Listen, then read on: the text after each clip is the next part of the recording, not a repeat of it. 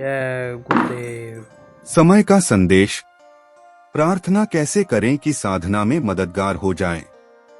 प्रेमियों, पीछे भी साधना शिविर लगी, लेकिन जो संयम और नियम से उसमें बैठे और किया, उनका मन रुका। जो गुरुमुख हो गए, गुरु ने जो आदेश दिया उसको हल्के में नहीं लिए हैं, उनको कामयाबी मिली है। बहुत से लोगों को कामयाबी नहीं मिली। मतलब उसका क्या रहा? दिक्कत क्या रही उनको? कि जो नियम का पालन नहीं कर पाए। संयम का पालन तो किया, लेकिन नियम का पालन नहीं कर पाए।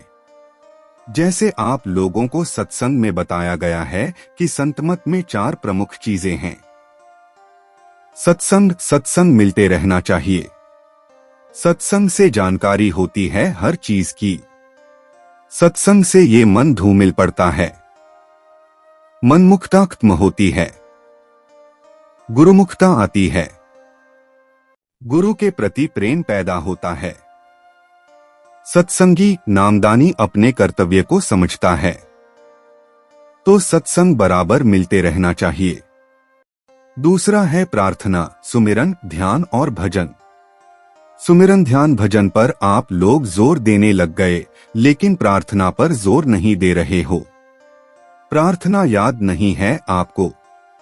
अब अभी इतने लोग आप बैठे हो, हॉल आधा से ज्यादा देखो भरा हुआ है। अब आपसे अगर पूछा जाए कि कितने लोगों को प्रार्थना याद है, तो बहुत कम लोग हाथ उठाओगे। याद कर लो प्रार्थना। प्रार्थना सब लोगों को याद करना चाहिए, और यह नियम बना लो कि सुमिरन करने से पहले हम एक प्रार्थना कम से कम बोलेंगे।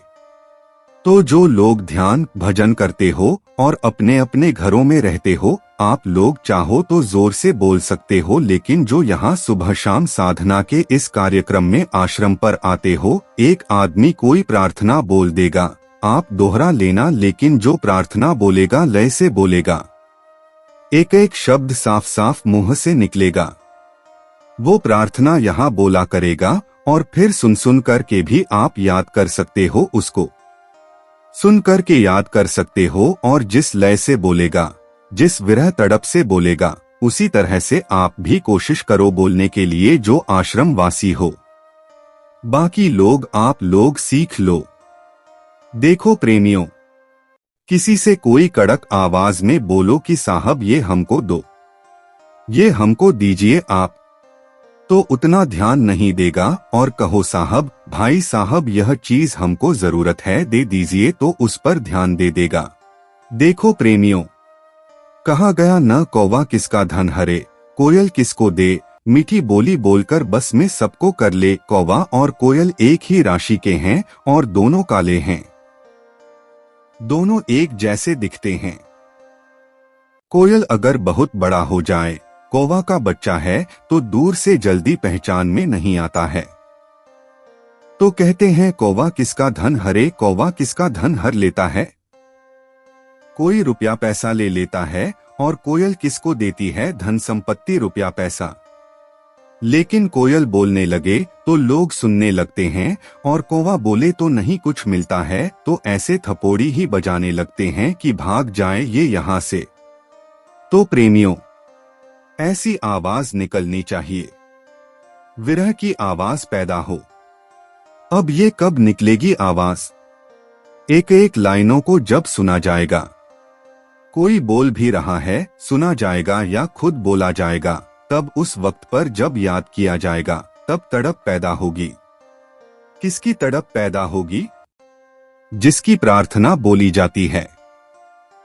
तो संतमत में गुरु की ही प्रार्थनाएं चलती हैं, तो गुरु ही सब कुछ होते हैं, प्रथम वही होते हैं। तो गुरु को उस वक्त पर जब याद किया जाता है, तब गुरु शब्द जो रूप में रहते हैं, वो देखते हैं और दया करते हैं। तो दया होती है, उससे भाव बनता है, उससे प्रेम जगता है, उससे तड़प जगती है, उससे मन रुकता है, उससे। तो मन लगा करके अगर प्रार्थना बोली जाए, तो ध्यान और भजन में यही प्रार्थना मददगार हो जाती है।